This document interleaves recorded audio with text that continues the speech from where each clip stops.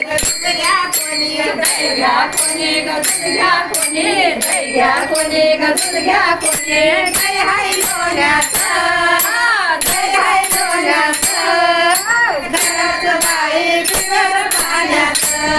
आणि घराचं बाई बिगर पाण्याचं दही घ्या कोणी दूध घ्या कोणी दही हाय लोण्याचं दही हाय लोण्याचं घराचं बाई बिगर पाण्याचं घराचं बाई बिगर पाण्याचं